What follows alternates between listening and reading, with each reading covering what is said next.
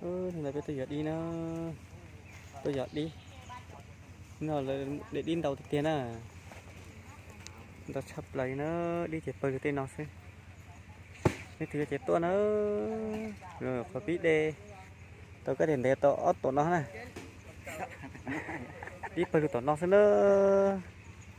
chết là mà tao muốn nói tiền tao là lúc tao chơi cho tôi kiểu cái tiêu, rồi thì hả có su nó, chạy một đi chạy bơi tên nó.